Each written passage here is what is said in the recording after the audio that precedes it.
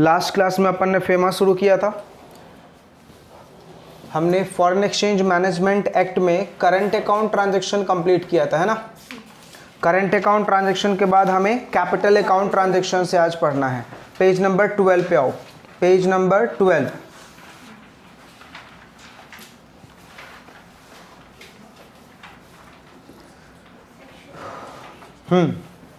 आज का टॉपिक बेटा बहुत ज़्यादा इंपॉर्टेंट है, एग्जाम में कैपिटल अकाउंट ट्रांजैक्शंस बहुत ज़्यादा आते हैं।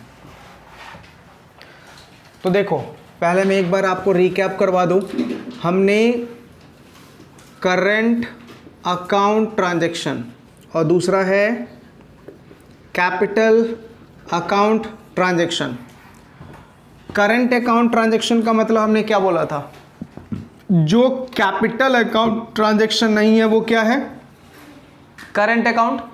और कैपिटल अकाउंट ट्रांजैक्शन का मैंने क्या बोला था, कोई भी ऐसा ट्रांजैक्शन जो पर्सन रेजिडेंट इन इंडिया का आउटसाइड इंडिया में एसेट और लायबिलिटी में चेंज कर दे, या पर्सन रेजिडेंट आउटसाइड इंडिया का इंडिया में एसेट और लायबिलिटी में चेंज कर दे। दोबारा बोल रहा हूँ, कैपिटल अकाउंट ट्रांजैक्शन का मतलब क्या है, कोई भी ऐसा ट्रांजैक्शन जो पर्सन रेजिडेंट इन इंडिया का कहाँ पे, आउटसाइड इंडिया में क्या चेंज कर रहा है, एसेट और liability. Person resident outside India का कहाँ पे, इंडिया में क्या चेंज कर रहा है, एसेट और लायबिलिटी। एग्जाम्पल देके मैंने समझाया था कि एक person resident in India outside India में जाके आउटसाइड इंडिया की कंपनी में इन्वेस्टमेंट करता है, तो क्या हो गया, वो कैपिटल अकाउंट ट्रांजैक्शन, और उस इन्वेस्टमेंट के ऊपर उसको रिटर्न मिलता है, तो that return is a current account transaction. क्यों, क्योंकि हमने जो इन्वेस्टमेंट किया उससे क्या बढ़ गया, मेरा एसेट बढ़ गया, और जो एसेट बढ़ा उसके ऊपर मुझे क्या मिला, return. Return will be the current account transaction. तो कोई भी ऐसा ट्रांजैक्शन जो आउटसाइड इंडिया में क्या बढ़ा दी, तुम्हारी एसेट, हम क्या बोलेंगे, it's a capital account transaction. और आउटसाइड इंडिया में क्या बढ़ा दे, तुम्हारी लायबिलिटी, या क्या कर दे, कम कर दे तुम्हारी लायबिलिटी, तो हम क्या बोलेंगे, it's a capital account transaction. ठीक है।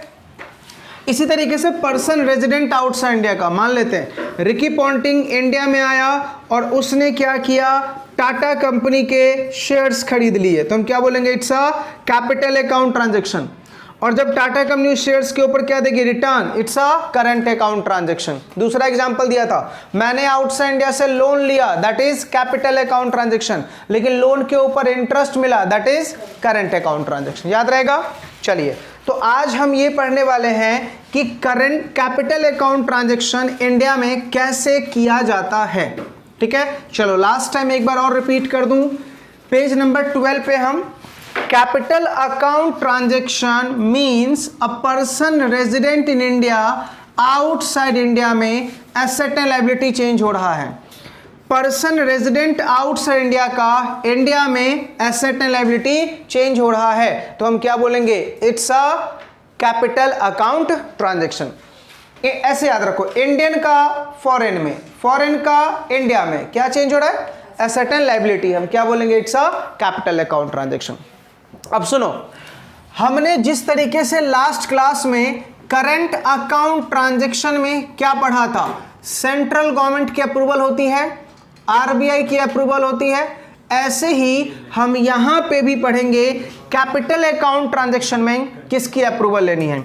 और कैपिटल अकाउंट ट्रांजैक्शन का सेक्शन है बेटा 6। कौन सा सेक्शन है, सेक्शन नंबर 6। देखिए आपके नोट्स में पेज नंबर 12 सबसे टॉप में क्या लिखा हुआ है, capital account transaction means a transaction which alter the asset और liability including contingent liability outside India of a person resident in India, और एसेट और liability in India of a person resident outside India. Capital account transaction relates to the movement of capital. This includes transaction in a property and investment and lending and borrowing of a money. तो ये सारा का सारा transaction क्या कहलाएगा, capital account transaction. अब देखो, capital account transaction के अकॉर्डिंग रेगुलेशंस है, क्या है बेटा, रेगुलेशंस। याद करो, लास्ट क्लास में क्या समझाया था मैंने, सेंट्रल गवर्नमेंट फेमा के अंदर में क्या बनाता है, रूल्स। बताओ कौन से सेक्शन ने पावर दी थी, कौन से सेक्शन ने पावर दी थी? Section 46। And reserve Bank of India FEMA के अंदर में क्या बनाता है? वो रेगुलेशंस। क्लियर है? अब ध्यान सुनना, कभी कभी इंटरव्यू में एक सवाल पूछ लेता है कि सर आरबीआई ने कैपिटल अकाउंट ट्रांजैक्शन में रेगुलेशंस क्यों बनाए? सिंपल रिप्लाई करना, आरबीआई ने कैपिटल अकाउंट ट्रांजैक्शन में रेगुलेशंस इसलिए बनाया ताकि कोई भी लोग करंट अकाउंट ट्रांजैक्शन के आड़ में कोई कैपिटल अकाउंट ट्रांजैक्शन ना कर जाए। वो आरबीआई को ये बोले कि मैं कर रहा हूं करंट अकाउंट ट्रांजैक्शन, लेकिन वो करना क्या चाहते हैं? Capital account transaction. इसलिए आरबीआई का क्या डाल दिया यहां पे? रेगुलेशन। क्लियर है? देखिए अब हम यहां पे सिर्फ रेगुलेशंस पढ़ने वाले हैं, रूल्स पढ़ने वाले हैं। देखो क्या लिखा हुआ है, regulation of current capital account transaction section 6। RBI में in consultation with the central government specify the permissible capital account transaction and the limit up to which foreign exchange will be allowed। ध्यान सुनना, दो बातें। RBI central government से consultation लेगी और fix करेगी कि कौन से कैपिटल अकाउंट ट्रांजैक्शन अलाउड हैं, और अगर अलाउड है तो उसके लिए कितना फॉरेन एक्सचेंज आपको दिया जाएगा। दोबारा बोल रहा हूं, हम जो रेगुलेशंस पढ़ने वाले हैं उसमें क्या लिखा हुआ है? सबसे पहले आरबीआई सेंट्रल गवर्नमेंट के साथ मिलके ये डिसाइड करेगी कि कौन से कैपिटल अकाउंट ट्रांजैक्शन अलाउ किए जाएं, और अगर अलाउ किए जाएं तो उसके लिए कितना डॉलर आपको दिया जाएगा। क्यों? क्योंकि आप अगर कैपिटल अकाउंट ट्रांजैक्शन करोगे तो कहां करोगे? Outside India. आउटसाइड इंडिया में इन्वेस्टमेंट करने के लिए तुम्हारे पास क्या होना चाहिए? डॉलर। तो तुम इंडियन करेंसी किसको दोगे? आरबीआई को, और आरबीआई तुम्हें कन्वर्ट करके क्या देगी? डॉलर। तो चलो अब हम लिमिट पढ़ने वाले हैं, ध्यान से। 3-4 लिमिट मैंने लिख रखे। पहला लिमिट आ जाओ, ध्यान से लिमिट की हेडिंग पढ़ो। एक बात याद रखना, जब भी कभी एग्जाम में भूल जाओ कि आरबीआई ने कौन से रूल्स बना रखे हैं, याद रखना ये एक्ट 1999 में आया था और इसके सारे रूल्स नोटिफाई हुए थे 2000 में। कितनी बार मैंने आपको एक्सप्लेन किया है, कोई भी सेक्शन तब तक इंपैक्ट में नहीं आता जब तक उसके रूल्स या रेगुलेशंस नहीं आ जाते। क्लियर है? तो देखो यहां पे permissible capital account transaction regulation 2002, बताओ, सॉरी 2000 रेगुलेशन है, तो बताओ किसने बनाया होगा? आरबीआई ने। चलिए नीचे देखिए, regulation number 1, permissible capital account transaction और class of capital account transaction person resident in India. मतलब ये वाली बात हो गई बेटा, एक person resident in India outside India में कौन सा कैपिटल अकाउंट ट्रांजैक्शन कर सकता है? कौन सा लिमिट में पढ़ा रहा हूं?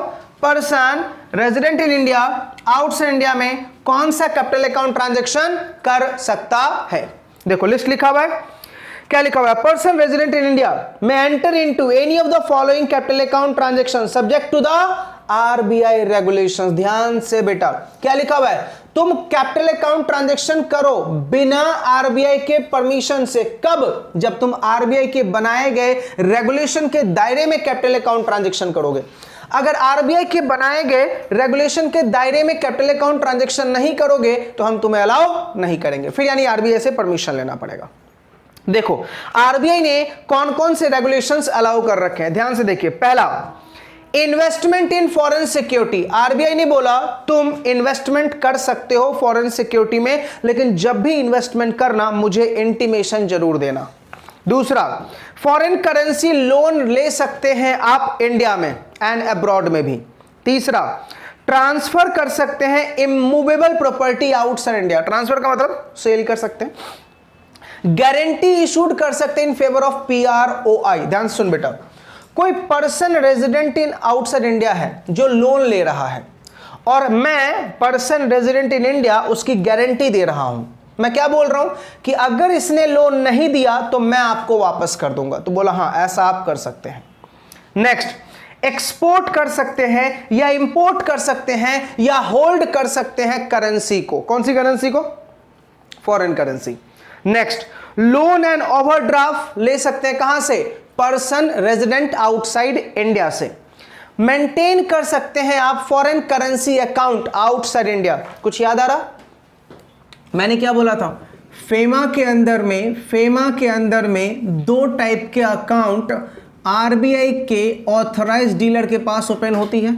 कौन से अकाउंट से, जल्दी बताओ, नाम बताओ।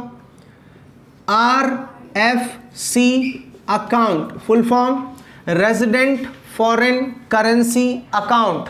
दूसरा क्या था? EEFC account, exchange earner foreign currency account. तो एक पर्सन रेजिडेंट इन इंडिया ये दो अकाउंट मेंटेन कर सकता है, किसके पास? रिजर्व बैंक ऑफ इंडिया के ऑथराइज डीलर के पास। देखो लिखा हुआ है maintenance of foreign currency account in India and outside India. Next, taking out of an insurance policy, हम किसी भी फॉरेन कंपनी का इंश्योरेंस पॉलिसी ले सकते हैं। Next, loan and overdraft to PROI, ध्यान से, हम लोन दे सकते हैं या ओवरड्राफ्ट कर सकते हैं, किसको? PROI को। ओवरड्राफ्ट समझते हो ना, लिमिट से ज्यादा लोन लेना। Next, remittance of capital asset from outside India, इसको ध्यान समझना बेटा। Remittance of capital asset from outside India, for example मैं एक पर्सन रेजिडेंट इन इंडिया हूं, मेरा यूके में कोई एसेट मैंने खरीद के रखा हुआ है, मैं यूके वाली एसेट को बेच रहा हूं, वहां से मान लो मैंने $2 लाख में वो एसेट को बेचा, वो $2 लाख में इंडिया में अमाउंट लेके आ सकता हूं, इसको बोलते हैं रेमिटेंस। रेमिटेंस, रिपेट्रिएट, ये सब एक ही वर्ड है। आउटसाइड इंडिया से फॉरेन करेंसी को इंडिया में लाना, दैट इज कॉल्ड रिपेट्रिएशन। ठीक है। नेक्स्ट, सेल एंड परचेज कर सकता हूं फॉरेन एक्सचेंज डेरिवेटिव्स इंडिया में भी और अब्रॉड में भी, इंडिया में भी और अब्रॉड में भी। कोई दिक्कत समझ में आ रहा है या नहीं? तो ये किसको अलाउ कर रखा है? पर्सन रेजिडेंट इन इंडिया को। ये सारे लिमिट्स आपको याद रखने हैं। नेक्स्ट आ जाइए, अब हम पढ़ रहे हैं ये वाला बेटा, परमिसेबल कैपिटल अकाउंट ट्रांजैक्शन और class of capital account transaction of a person resident outside India. सुनो, एक पर्सन रेजिडेंट आउटसाइड इंडिया कहां इन्वेस्ट करेगा? इंडिया में। तो एक फिरंगी जब इंडिया में इन्वेस्ट करेगा तो कौन से कैपिटल अकाउंट ट्रांजैक्शन में इन्वेस्ट करेगा? फिरंगी कहां इन्वेस्ट कर रहा है? इंडिया में। तो कौन से कैपिटल अकाउंट ट्रांजैक्शन में वो इन्वेस्ट करेगा? चलिए शुरू होते हैं। पहला, यहां भी सेम वही लिखा हुआ है कि एक पर्सन रेजिडेंट आउटसाइड इंडिया अगर इंडिया में इन्वेस्टमेंट करना चाहता है तो आरबीआई के रेगुलेशन को फॉलो करके ही इन्वेस्टमेंट करेगा। और आरबीआई ने अपने रेगुलेशंस के अकॉर्डिंग ये 7 इन्वेस्टमेंट अलाउ कर रखा है। पहला क्या लिखा हुआ है? Investment in securities of Indian body corporate, मतलब फिरंगी इंडियन कंपनी के शेयर्स खरीद सकते हैं। Next, investment in the capital of a firm, capital of a firm, बेटा वो एक साथ टाइप हो गया, ए अलग है फर्म अलग है। मतलब आप इन्वेस्टमेंट कर सकते हैं किसी पार्टनरशिप फर्म में या प्रोप्राइटरी कंसर्न में या एसोसिएशन ऑफ पर्सन में। नेक्स्ट, आप एक्वायर एंड ट्रांसफर कर सकते हैं इमूवेबल प्रॉपर्टी को, गारंटी इशू कर सकते हैं in favour of PRI, import and export कर सकते हैं करेंसी इंडिया से आउटसाइड इंडिया, आउटसाइड इंडिया से इंडिया, मेंटेन कर सकते हैं, अरे अगेन यही account foreign currency account, and remittance कर सकते हैं कैपिटल एसेट, मतलब फिरंगी का इंडिया में कोई एसेट है उसको बेच के वो पैसा आउटसाइड इंडिया लेके जा सकता है। तो देखा जाए मोर और लेस दोनों का ट्रांजैक्शन सेम ही है।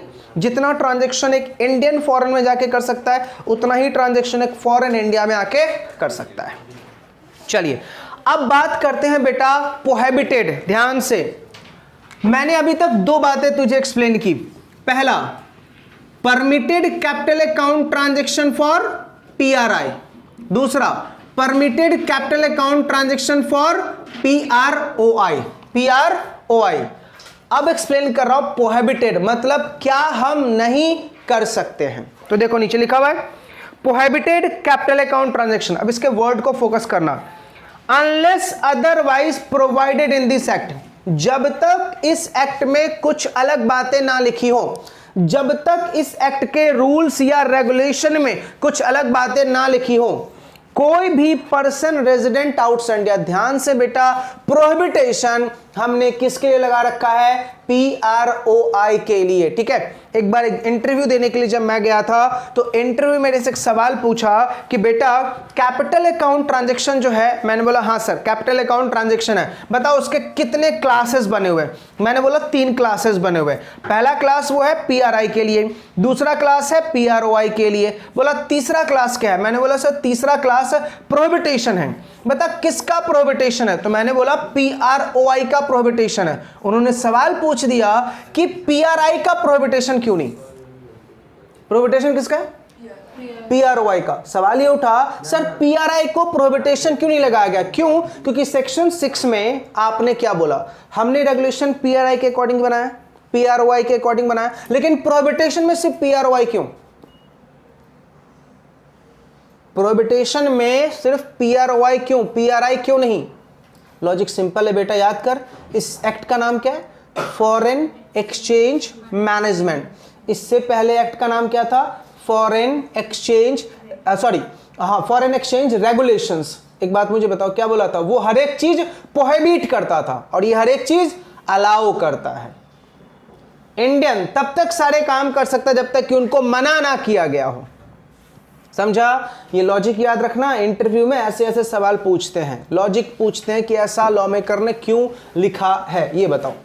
समझा, याद रहेगा लॉजिक कि सर PROI को ही क्यों, क्योंकि इस एक्ट का नाम क्या है, मैनेजमेंट, और ये एक्ट सब चीज क्या करता है, अलाउ करता है, किसको, इंडियंस को, लेकिन रिस्ट्रिक्ट किसको करेगा, फिरंगी को। अब बस सी बात है, फॉरेन इंडिया में आके कुछ भी थोड़ी कर सकते हैं। समझा, चलो देखिए क्या लिखा हुआ है, No PROI shall make investment in India in any entity which is engaged in any of the following activities। Page number 13 पे हम एक PROI ये सारे इन्वेस्टमेंट नहीं कर सकता। अब इन्वेस्टमेंट के नाम सुनना बेटा, ये सब तुम नाम पहली बार सुनोगे। पहला तो आपने सुन रखा है, कौन सा, लॉटरी, बैटिंग, गैम्बलिंग। फिरंगी आके इंडिया में जुआ नहीं खेल सकता। ठीक है, next gambling and betting including casino etcetera allowed नहीं है बेटा। Next chit fund, chit fund समझते हो क्या होता है, चिट फंड क्या होता है, आप इन्वेस्टमेंट करोगे एंड देन आपके लकी नंबर से निकाले जाएंगे, उसके अकॉर्डिंग से क्या होगा, आपका पैसा विथड्रॉ किया जाएगा। तो इसमें भी आपका इन्वेस्टमेंट अलाउड नहीं है, ये सिर्फ इंडियन खेल सकते हैं। निधि कंपनी में इन्वेस्टमेंट अलाउड नहीं है फिरंगियों का। चलो मोस्ट इंपॉर्टेंट है बेटा TDR। TDR इसका फुल फॉर्म है ट्रांसफरेबल डेवलपमेंट राइट। कंसेप्ट समझाता हूं, बहुत जोरदार कंसेप्ट है ये।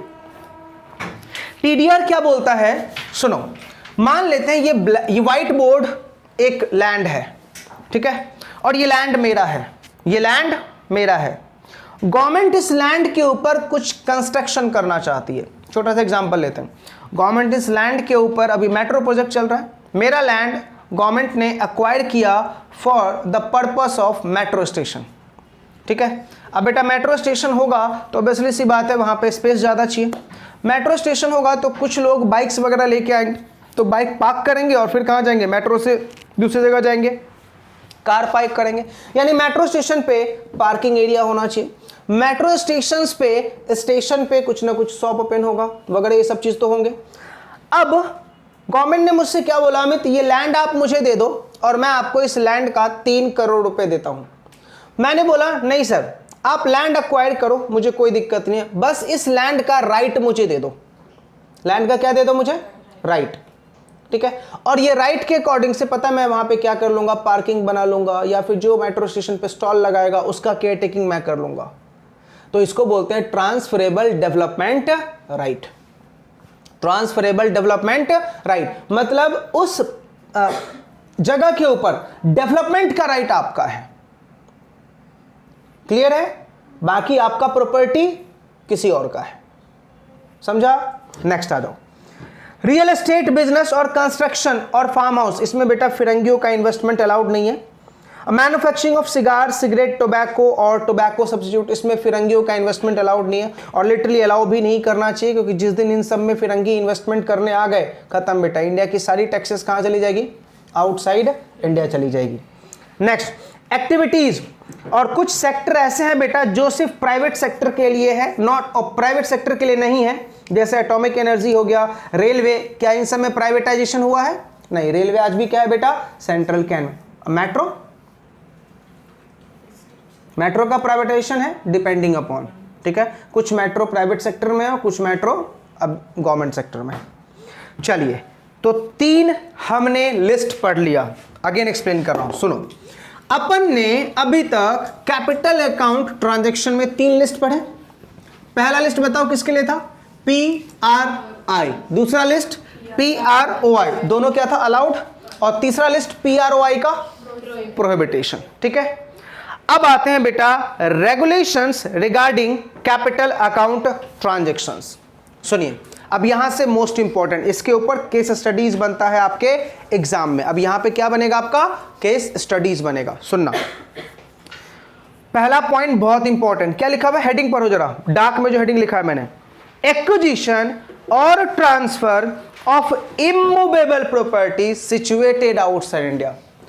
मैं अक्वायर करना चाहता हूं या ट्रांसफर करना चाहता हूं किस चीज को, इमूवेबल प्रॉपर्टी को, जो सिचुएटेड कहां है, आउटसाइड इंडिया। दोबारा, क्या करना चाहता हूं मैं, अक्वायर का मतलब परचेज, ट्रांसफर का मतलब सेल। क्या करना चाहता हूं, acquire and purchase, acquire and transfer, immovable property कहां सिचुएटेड है, आउटसाइड इंडिया। चलो सोच के बताओ ये ट्रांजैक्शन किसके लिए होगा, PROI के लिए, PRI के लिए, PRI के लिए होगा या PROI, PRI, क्योंकि सिंपल सी बात है, कहां जा रहे हो आप, आउटसाइड इंडिया। देखो क्या लिखा हुआ है, अ पर्सन रेजिडेंट इन इंडिया, वो अक्वायर कर सकती है कोई भी प्रॉपर्टी RBI के अप्रूवल से, ट्रांसफर कर सकती है कोई भी प्रॉपर्टी RBI के अप्रूवल से, लेकिन नीचे दी गई प्रॉपर्टी के लिए उसको RBI की अप्रूवल लेने की रिक्वायरमेंट नहीं है। तो इसको ऐसे रट्टा मारो, जनरली एक पर्सन रेजिडेंट इन इंडिया को आउटसाइड इंडिया में इमूवेबल प्रॉपर्टी अक्वायर करने के लिए और सेल करने के लिए RBI की परमिशन लगेगी, बट अगर उन्होंने प्रॉपर्टी इन 5 तरीके से अक्वायर करना चाहा तो RBI की परमिशन लेने की रिक्वायरमेंट नहीं है, आप जस्ट इंटीमेशन दे दो, समझा। पहला, आपको प्रॉपर्टी अगर परचेज कर रहे हैं फॉरेन सिटीजन से, किससे प्रॉपर्टी परचेज कर रहे हैं, फॉरेन सिटीजन से। दूसरा, आप प्रॉपर्टी परचेज कर रहे हैं 8 जुलाई 1947 के दिन या उससे पहले। क्या हुआ था इस दिन, सर इतना पता है, हम पैदा नहीं हुए थे। क्या हुआ था इस दिन, डिवाइडेशन की बात चली थी बेटा, क्लियर है। नेक्स्ट आ जाओ,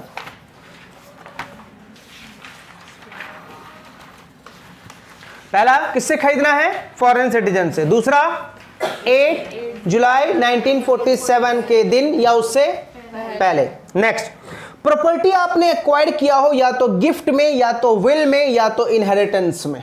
इनहेरिटेंस मतलब वसीयत, किसी की आपने दादा की प्रॉपर्टी मेरे पास आ गई।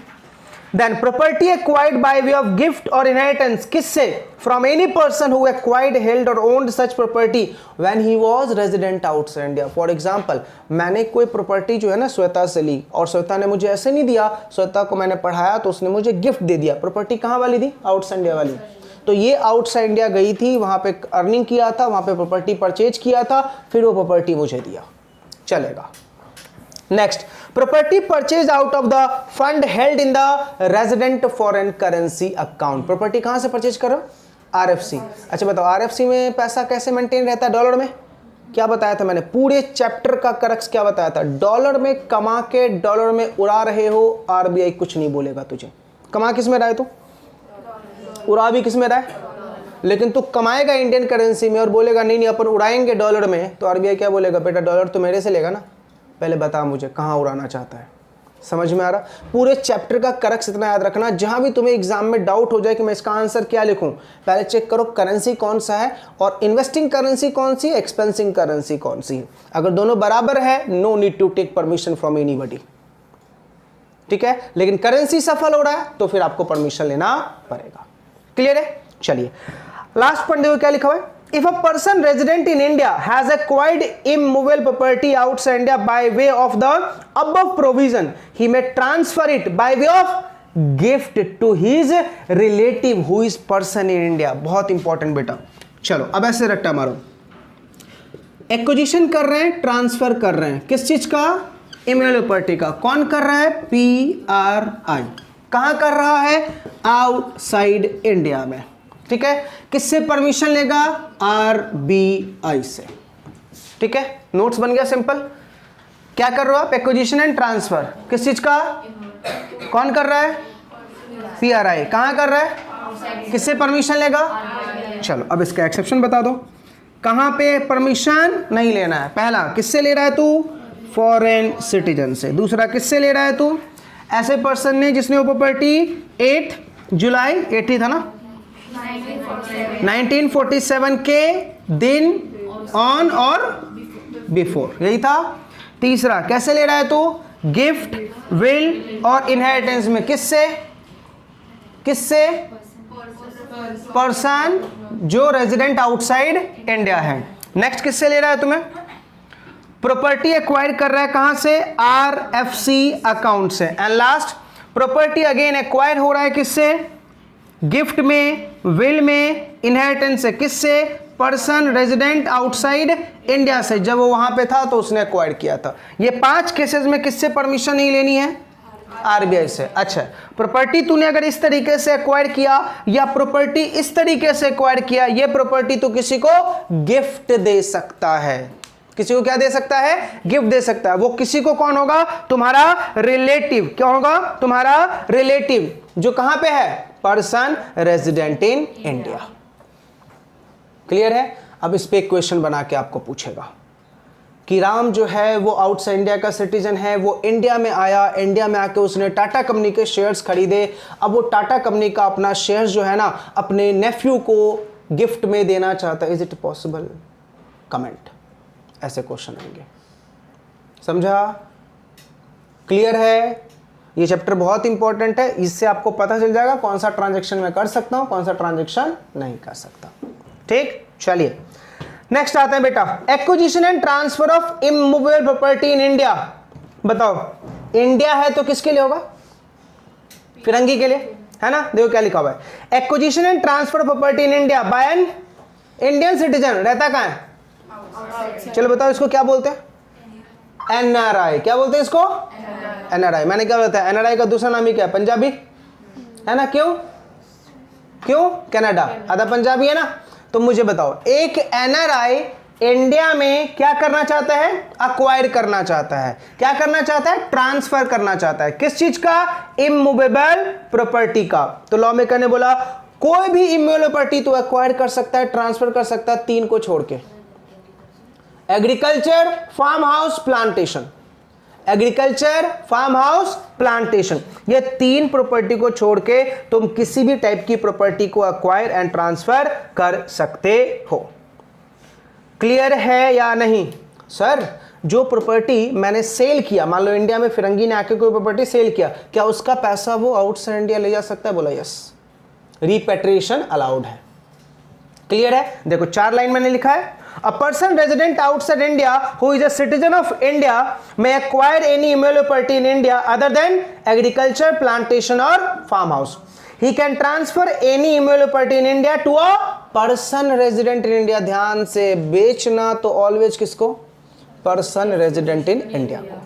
ठीक है। तीसरा, he can transfer any immutable property other than agriculture, plantation or farmhouse to any person resident in outside India who is either an Indian citizen or person of Indian origin. मतलब अगर आप ट्रांसफर करना चाहते हो immovable property तो सिर्फ 2 लोग को कर सकते हो। किसको?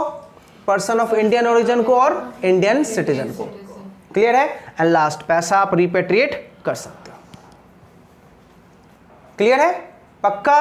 बेटा फेमा चैप्टर बहुत इजी है, बस इसमें पॉइंट्स याद रखना आपको टिपिकल हो जाता है, कौन से ट्रांजैक्शन कौन करेगा, कौन से ट्रांजैक्शन कौन नहीं करेगा। इसलिए समरी नोट्स बनाना फेमा का बहुत इंपॉर्टेंट है। मैंने समरी लिख के दिया, आप इसकी और समरी करो लाइक दिस। 1 पेज में तुम्हारा फेमा का समरी बन जाना चाहिए, मेहनत करना पड़ेगा।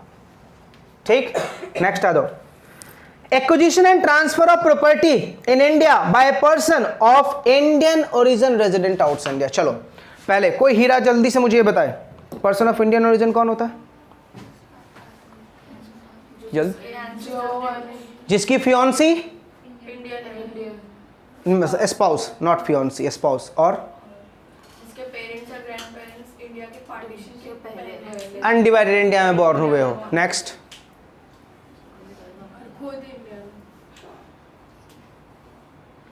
जिसने एट एनी टाइम अगर इंडियन पासपोर्ट होल्ड कर रखा हो। चलो रट्टा मारो,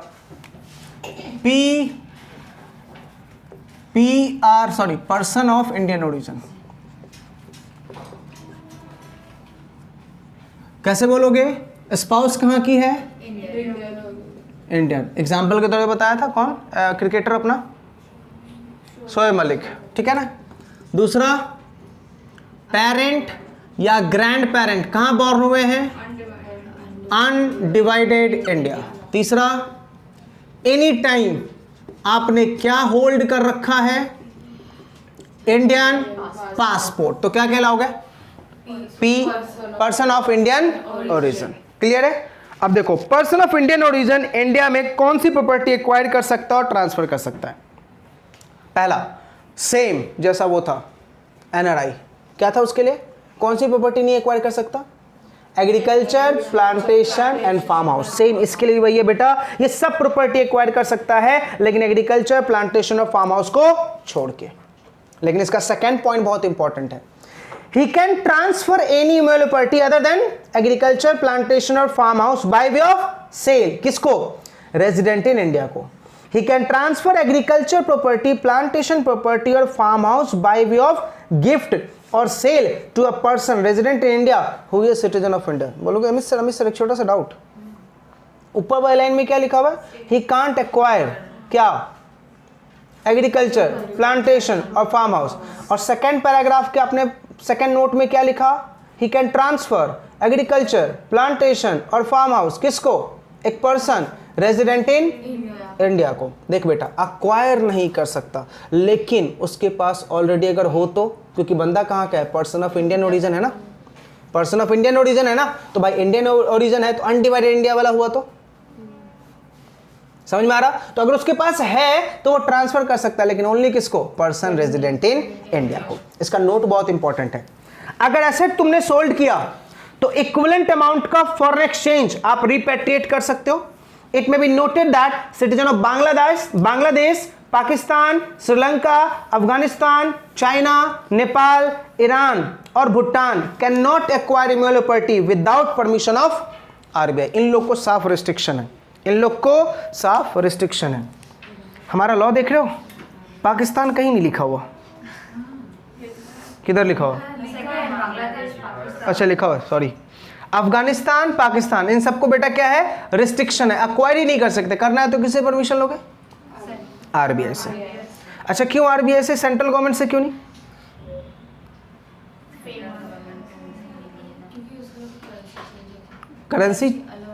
करेंसी चेंज होगी बेटा, तो करेंसी चेंज के लिए किसके पास जाओगे?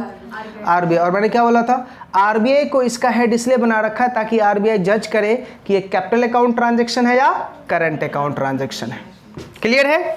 चलिए आगे देखो क्या लिखा हुआ है। अब ये सबसे लाइन देखो क्या लिखा हुआ है। हाउएवर, जो ऊपर वाले लोग हैं ना बेटा, ये लोग इंडिया में आके 5 साल के लिए लीज पे प्रॉपर्टी ले सकते हैं बिना आरबीआई के अप्रूवल से। बताओ लॉ कैसा लिखा हुआ है?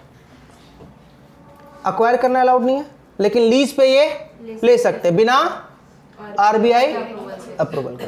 गलत हो गया ना? आएंगे क्या करेंगे? 5 साल तक रहेंगे, 5 साल के अंदर में बम ब्लास्ट की प्लानिंग करेंगे, ब्लास्ट करके निकल जाएंगे। तो ये लॉ चेंज होना चाहिए। चलिए नेक्स्ट आते हैं बेटा, कितने ट्रांजैक्शन पढ़ ले अभी तक? पीआरआई के लिए आउटसाइड इंडिया, पीआरओआई के लिए इंडिया में, पर्सन ऑफ इंडियन ओरिजिन के लिए इंडिया में। ठीक, आ जाओ नेक्स्ट। सर क्या फिरंगी आके इंडिया में ब्रांच ऑफिस और लाइजिंग ऑफिस एस्टेब्लिश कर सकता है? क्या फिरंगी इंडिया में ब्रांच ऑफिस और लाइजिंग ऑफिस? चलो सबसे बड़ा सवाल, और इस सवाल का आंसर तो पक्का दोगे, सीएस करने तो लालच है तुम्हारी जिंदगी पे। लाइजिंग ऑफिस क्या होता है? सर हमेशा वही सवाल पूछते हो जो हमें नहीं आता। लाइजिंग ऑफिस क्या होता है? कभी सुना लाइजिंग ऑफिस या पहली बार सुन रहे हो? पहली बार सुन रहे हैं बेटा। सुन, ब्रांच ऑफिस और लाइजिंग ऑफिस में बहुत का डिफरेंस होता है। चलो अपने इंस्टीट्यूट का एग्जांपल देकर समझाता हूँ। मुझे बताओ, हमारी इंस्टीट्यूट का मेन हेड ऑफिस किधर है? न्यू दिल्ली, नोएडा, ठीक है। अच्छा, अगर तुम लोग मुंबई में बैठे हो, मुंबई में क्लासेस कर रहे हो, अब तुम लोग को कोई काम करवाना है, नोएडा जाओगे?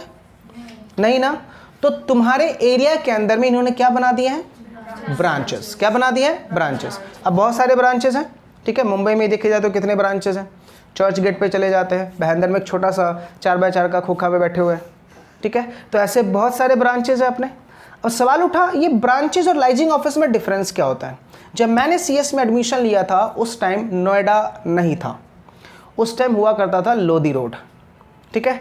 तो जब नोएडा बना तो लोधी रोड को लाइजिंग ऑफिस बना दिया गया। नाउ लाइजिंग ऑफिस का मतलब होता है एक ऐसा ऑफिस जहां पे ट्रांजैक्शंस नहीं होंगे, सिर्फ इंक्वायरी इन्वेस्टिगेशन होगा। मींस अगर आप CS के बारे में कुछ जानना चाहते हो, पूछना चाहते हो, आप लोधी रोड में जाके इंक्वायरी कर सकते हो। लेकिन एडमिशन लेना चाहते हो तो उसके लिए आपको नोएडा ब्रांच ही जाना पड़ेगा, ठीक है। इसको आप ऐसा बोल सकते हो, बैंक वालों का बैक ऑफिस होता है ना, बैंक वालों का बैक ऑफिस, जिसमें सिर्फ आप कस्टमर केयर से कॉल करके पूछ सकते हो अकाउंट कैसे ओपन करवाना है, FD कैसे करना है, या RTGS कैसे करना है, इसको बोलते हैं लाइजिंग ऑफिस। ऐसे ये क्या होता है, यहाँ पे भी याद रहेगा। तो लॉ मेकर क्या बोल रहा है, अगर आप ब्रांच ऑफिस ओपन करना चाहते हो, या लाइजिंग ऑफिस ओपन करना चाहते हो, या प्रोजेक्ट ऑफिस ओपन करना चाहते हो, RBI के परमिशन से ही करना पड़ेगा। लेकिन अगर आपने इंडिया में कोई बैंक सेटअप किया है बैंकिंग रेगुलेशन एक्ट को फॉलो करके, चलो जल्दी से मुझे फिरंगी एक बैंक का नाम बताओ इंडिया में, कौन सी है? HDFC, एक्सिस बैंक, फिरंगी HBC, ठीक है। उसका एक और बैंक है बेटा, ये एक और बैंक है, भूल रहा हूं मैं नाम। जितनी भी फॉरेन बैंक्स है ना इंडिया में, जब भी बेटा रजिस्टर्ड होगी, याद रखना उनको स्टैंडर्ड चार्टेड, याद आया, स्टैंडर्ड चार्टेड। इन सारी बैंक्स को इंडिया में RBI के लॉ को फॉलो करके ही रजिस्टर करना पड़ेगा, समझा? RBI के लॉ को फॉलो रजिस्टर करके ही करना पड़ेगा। आपके सिलेबस में पहले RBI हुआ करता था, अभी नहीं है, ठीक।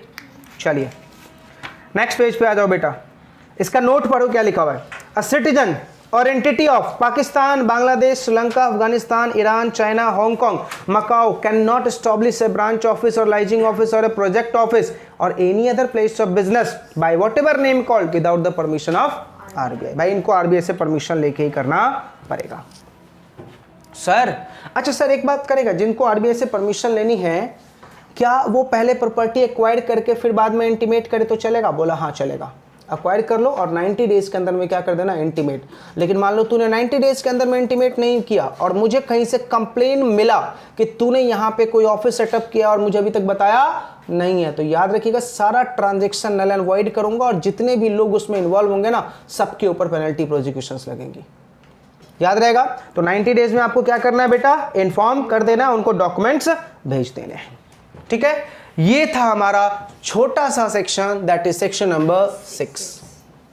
चलो जिन बच्चों का बेटा सेक्शन 3, 4, 5 मिस हो गया, उनको मैं अलग से करवा दूंगा, ठीक है।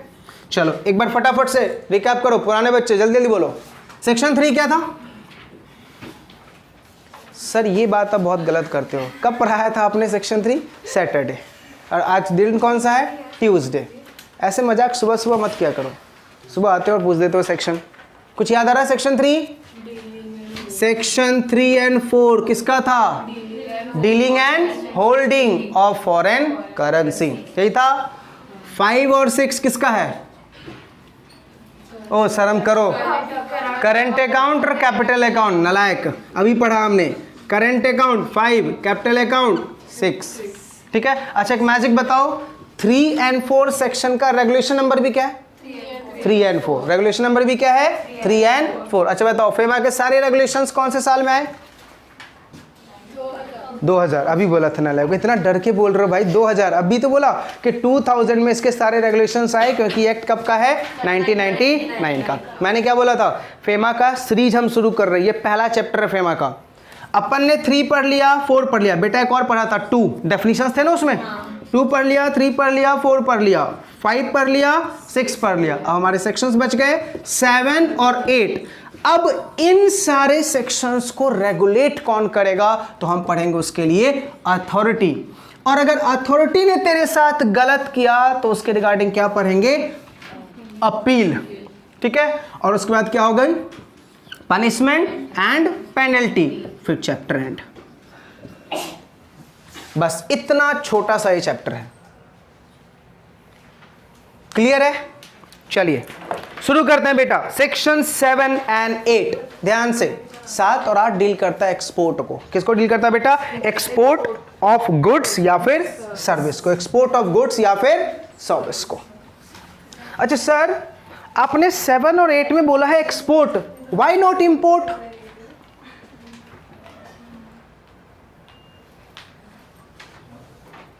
सात और 8 में देखो क्या लिखा हुआ है, export of goods and why not import?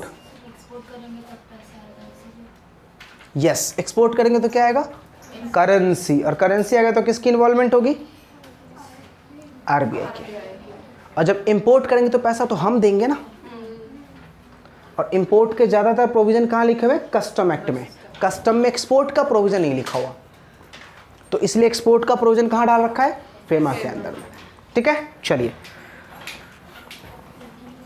Section 7 और 8, इतना तो गारंटी दे रहा हूं बेटा, जॉब में भले मुझे याद करो या ना करो, इंटरव्यू में पक्का याद करोगे। क्यों?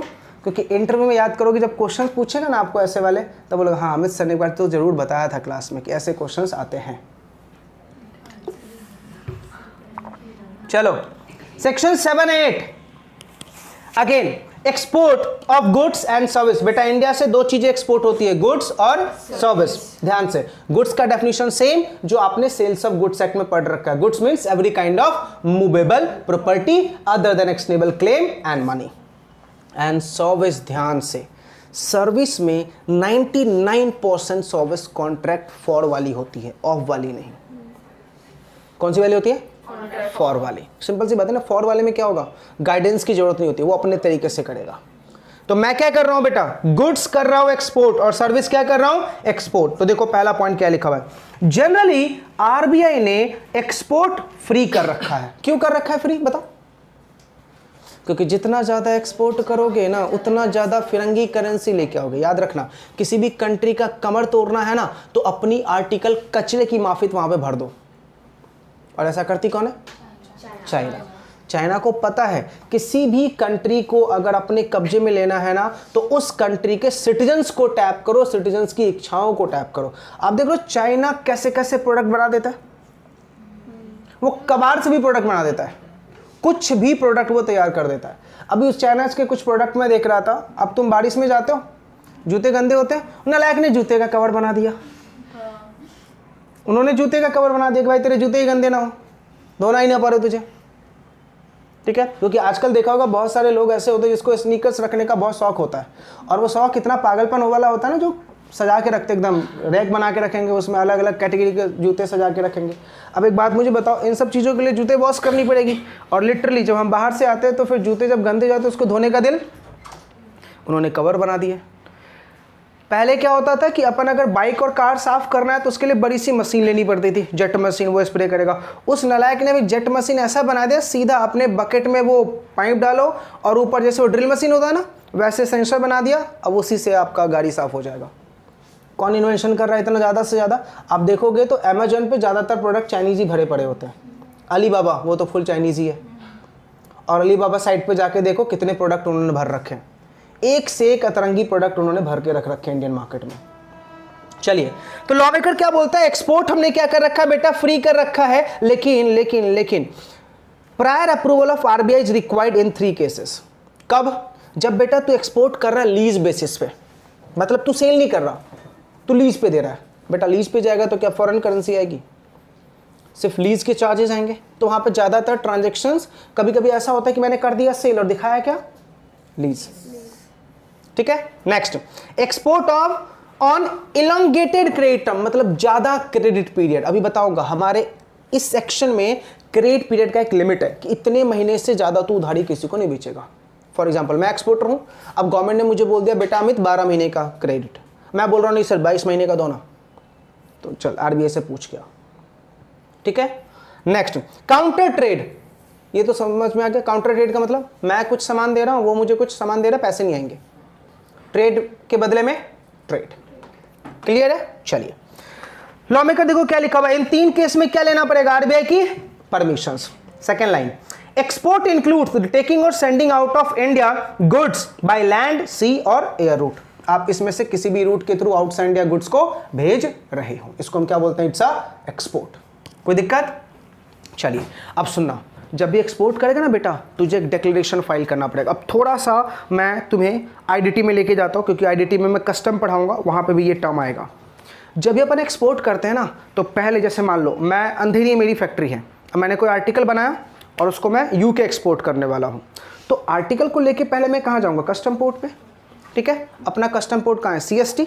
तो मैं अंधेरी से आर्टिकल लेके CST गया।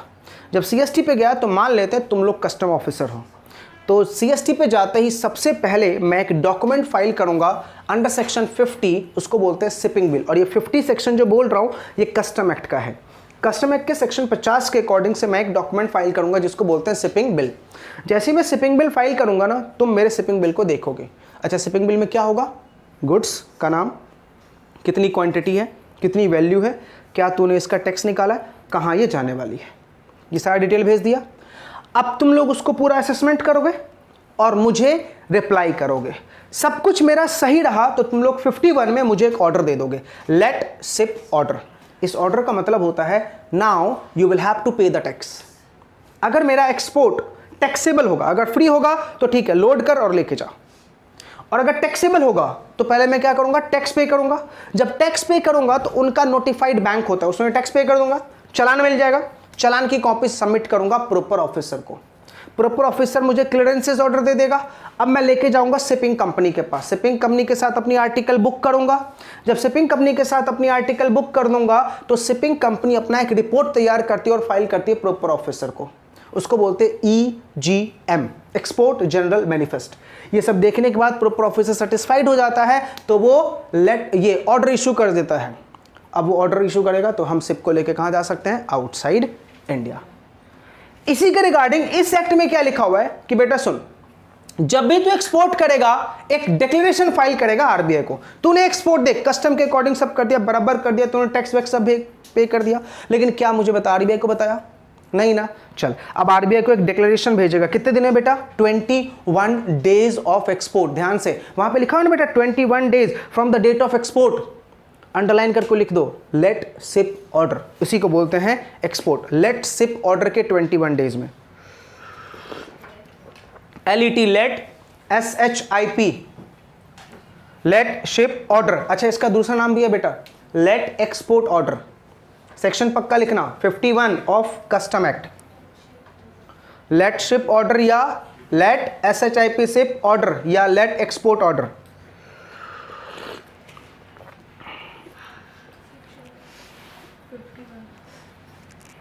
अच्छा ध्यान से सुनो बेटा, अब एक बात सुनना, इस एक्ट के अंदर में कुछ गुड्स का डिक्लेरेशन 21 डेज में देना है, लेकिन जो गुड्स उस लिस्ट में नहीं आती है उसका डिक्लेरेशन आपको आरबीआई जो टाइम बोलेगा उसमें देना है।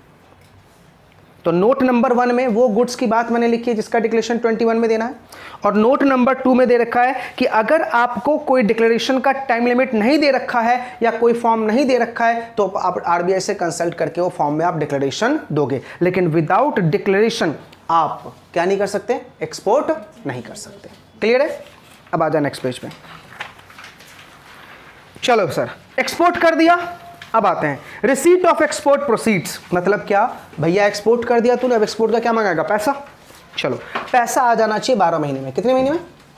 12 मंथ्स में। सर अगर 12 मंथ्स में मैं नहीं लेके आ पाऊं तो मैक्सिमम 15 महीने। लेकिन ध्यान से 15 मंथ्स उनको मिलता है जो लोग यहां से आर्टिकल आउटसाइड इंडिया के वेयर हाउस में रखने वाले हैं। कहां रखने वाले हैं? वेयर हाउस में। तो आपको 15 मंथ्स का टाइम दिया जाएगा। अगर 15 मंथ्स में तुम्हारा एक्सपोर्ट प्रोसीड्स इंडिया में नहीं आया तो आरबीआई पता है ऑर्डर क्या देता है? चल गुड्स वापस मंगा। क्या चाहिए मुझे? गुड्स वापस चाहिए। लेकिन हाँ, हो सकता है आरबीआई तुम्हें कोई स्पेशल ऑर्डर दे दे तो 15 मंथ से भी ज्यादा हो सकता है, लेकिन लॉ क्या बोलता है? 15 महीने से ज्यादा अलाउड नहीं है। तो तुझे इसके लिए क्या लेना पड़ेगा? Special permission from the RBI. याद रहेगा? पक्का। चलिए आगे देखो, नेक्स्ट पैराग्राफ क्या लिखा? Export to take step to ensure payment for the export, exporter को क्या क्या स्टेप लेना पड़ेगा? In respect of the export of goods और service for which a declaration is required to be furnished, no person shall accept with the permission of RBI or authorized dealer do or refrain from doing anything or taken to refrain from taking any actions which has the effect of securing that the payment for the goods or software is made otherwise than in the specified manner, that the payment is delayed and that the proceeds of sale of the goods or software do not represent the full export value. सुन बेटा, अगर कोई बंदा part payment करने वाला है या payment का elongated credit term लेने वाला है या पेमेंट इंस्टॉलमेंट में करने वाला है, सबके लिए परमिशन किससे लेना पड़ेगा? रिजर्व बैंक ऑफ इंडिया से। या अगर रिजर्व बैंक ऑफ इंडिया ने ऑथराइज डीलर को अलाउ कर रखा होगा तो तुम ऑथराइज डीलर से परमिशन ले लो और फिर ये काम कर सकते हो। क्लियर है? चलो एक लास्ट टॉपिक, इसके बारे में इंटरव्यू में सवाल पूछता है बेटा, प्रोजेक्ट एक्सपोर्ट। ठीक है, चलो इसको मैं दोनों टर्म समझाता हूं, एक होता है प्रोजेक्ट इंपोर्ट, एक होता है प्रोजेक्ट एक्सपोर्ट। मुझे बताओ, इंडिया में अभी मेट्रो प्रोजेक्ट एकदम जोरों शोरों से चल रहा है, ठीक है, बहुत खासकर मुंबई, दिल्ली, कलकत्ता और चेन्नई, इसमें बहुत जोरों शोरों से मेट्रो का प्रोजेक्ट चल रहा है। अच्छा एक बात बताओ, ये मेट्रो का प्रोजेक्ट हमारा है या हमने कहीं और से लाया है? कहीं और से लाया, जापानीज कंसेप्ट है, ठीक है। अब ये इसको हम क्या बोलेंगे? It's a project import, it's a project import.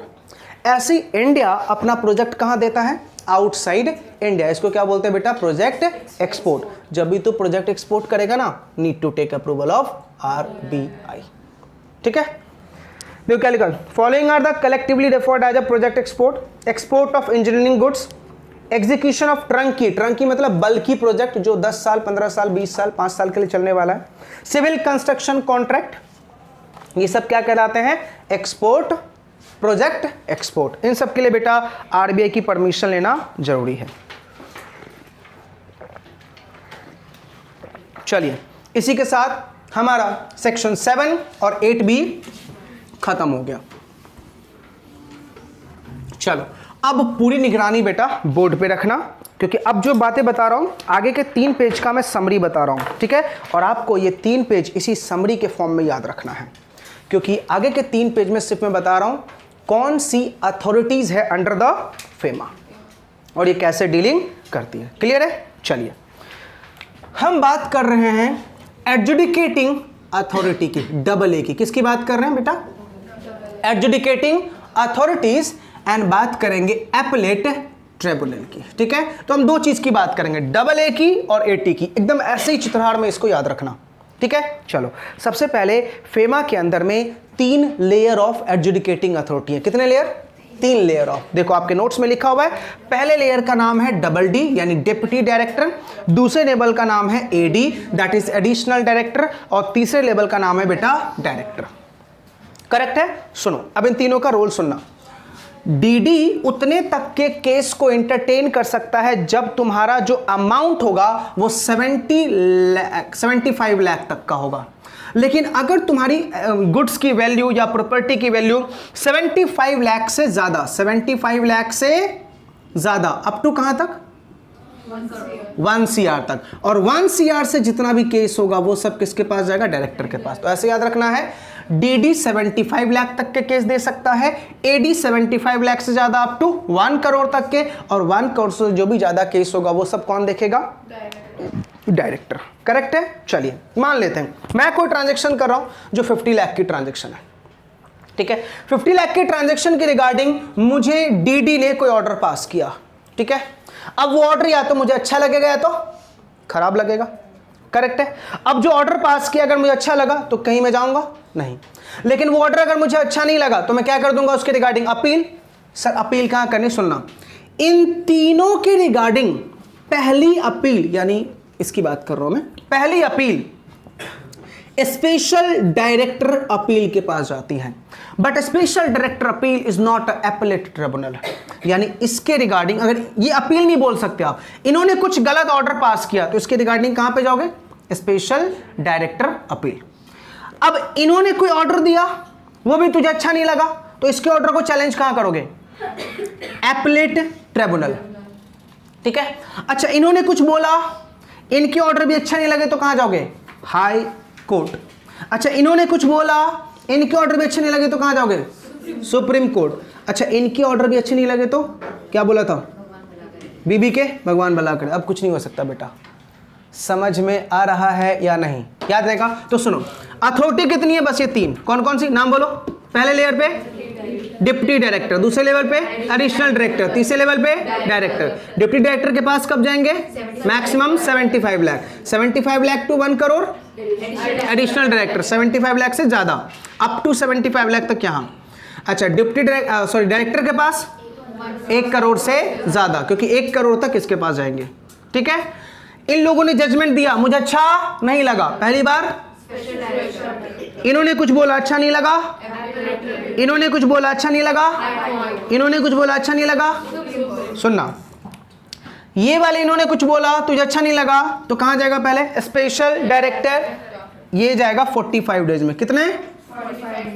अगर 45 डेज में तू नहीं जा पाया, ठीक है, सफिशिएंट कॉज बता, क्या प्रॉब्लम थी, और 45 डेज। क्या नहीं लिखा हुआ? ओ भाइयों देखो, पीछे पूरा लिखा हुआ है, पीछे पूरा प्रोसीजर लिखा हुआ है। पेज नंबर 18 पॉइंट नंबर 5 नीचे, law relating to filing of special director appeal. सुनो, जब तुम यहां से यहां जाओगे ना, तो फॉर्म नंबर याद रखना, फॉर्म नंबर 1 लगता है। कितने दिन में? 45 डेज। नहीं कर पाए तो ध्यान से, फोकट का नहीं जाना, यहाँ पे सगुन लेके जाना। बिना सगुन के तुम्हें दहरी पे भी नहीं आने देगा, भगा देगा वो। 5000 रुपये। कितने सगुन लेके जाओगे? 5000 रुपीज़ का सगुन लेके जाना। फॉर्म नंबर 1 के साथ 5000 रुपये लगाना। दिख रहा? चलो, स्पेशल डायरेक्टर ने कुछ बोला, वो अच्छा नहीं लगा, अब कहाँ जाएगा? Applet tribunal. देखो 19 पेज में मैंने एप्लेट ट्रिब्यूनल की बात लिखी हुई है, यहाँ पे लगाना फॉर्म नंबर 11 में। किसमें? फॉर्म 11 में। अगेन इनके पास भी जाने के लिए बेटा 45 डेज ही है। कितना? 45 प्लस 45। बट ये थोड़ा ज़्यादा सगुन लेते हैं, बड़े लोग हैं। 10,000। कितना लेते हैं? 10,000। करेक्ट है। अच्छा, इसके बाद कहाँ जाओगे? इसके बाद कहाँ जाओगे? हाई कोर्ट में। इसके बाद कहाँ जाओगे बेटा? हाई कोर्ट में। तो हाई कोर्ट के लिए बेटा है 60 प्लस 60।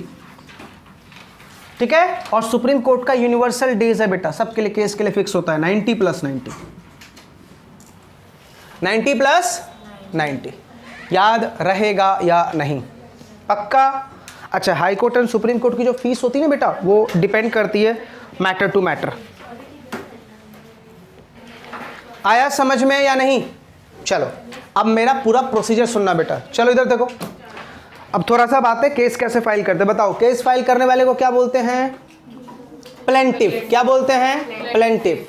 प्लेंटिफ किसको फाइल करेगा? इसको, स्पेशल डायरेक्टर को। अच्छा, स्पेशल डायरेक्टर नोटिस किसको दे देगा? डिफेंडेंट को। किसको देगा? डिफेंडेंट। सुनो, डिफेंडेंट को 10 दिन का टाइम दिया जाता है रिप्लाई करने के लिए। पता है ये सारी कहानी मैंने कहाँ लिख रखी है? पेज नंबर 18 के 4th पॉइंट में। 18 के 4th पॉइंट में लिखा हुआ है ना, law and procedure for holding of inquiry. तो सुनो, आपने कंप्लेन किया, किसको? अथॉरिटी को। अथॉरिटी किसको चिट्ठी भेजेगा? जिसके रिगार्डिंग कंप्लेन है, और क्या बोलेगा उसको? भैया 10 डेज में तू रिप्लाई कर। अब सुनो, उसके रिप्लाई आ जाएंगे, तेरा कंप्लेन होगा, दोनों को हेयरिंग के लिए बुलाया जाएगा, और फिर उसका डिसाइड क्या करेगा? कौन पार्टी डिफॉल्टेड है, और फिर वो क्या सुना देगा? जजमेंट। ठीक है, सारा प्रोसीजर समझ में आया? पक्का? बोलूँगा मैं सर 45 प्लस 45, लेकिन sir we are Indians and हमारी हक है, हम लेट लतीफ़ होते हैं। पहला 45 मिस करना ही था, क्योंकि हमें पता है कि दूसरा 45 है। दूसरा 45 जानबूझ के मिस किया ताकि हमारे ऊपर कोई एलिगेशन ना हो। सर 45 प्लस 45 खत्म हो गया, अब क्या?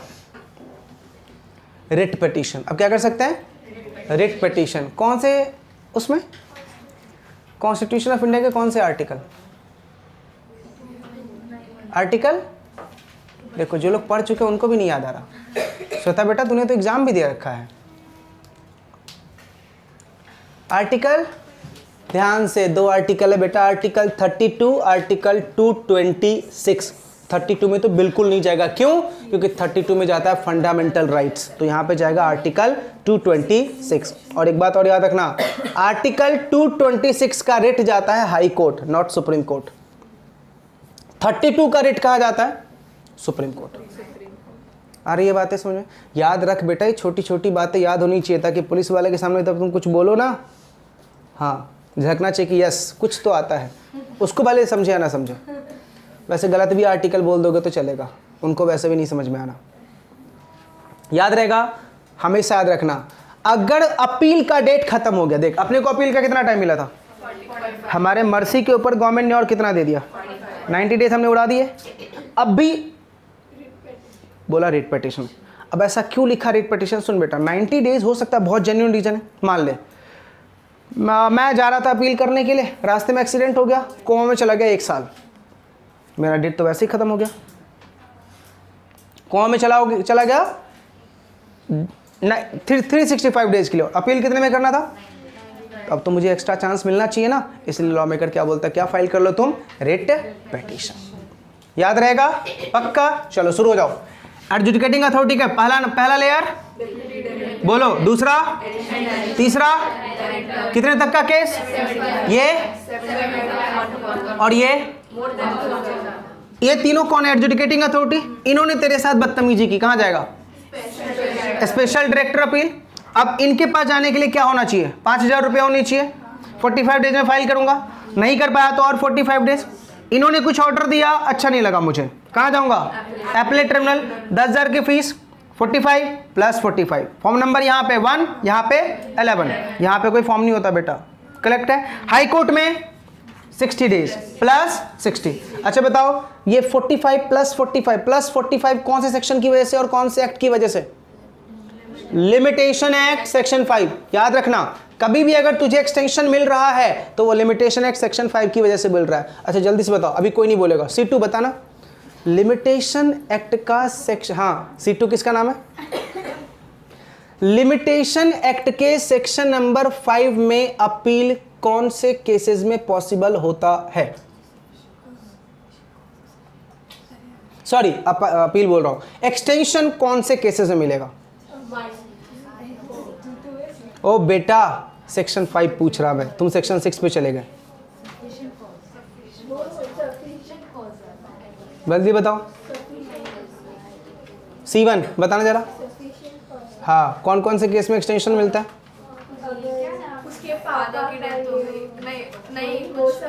मैं सफिशिएंट कॉज की बात नहीं कर रहा, मैं बोल रहा हूँ एक्सटेंशन कौन से केसेस में अलाउ किया गया है। ओनली अपील और application, not the suit.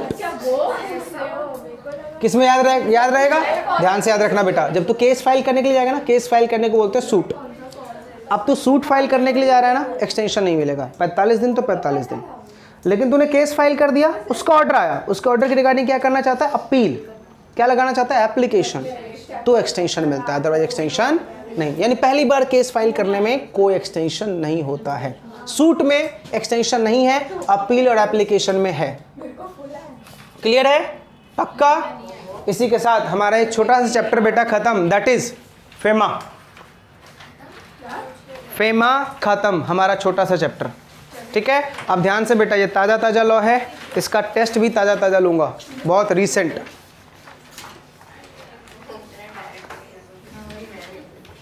Director का टेस्ट बेटा एक्सटेंड कर दूंगा, लेकिन इसका टेस्ट तो मुझे चाहिए। पढ़ लिया ना, कोई बात नहीं, दिक्कत नहीं, सब एक साथ बेटा, तभी तो टाइम दिया था इतना।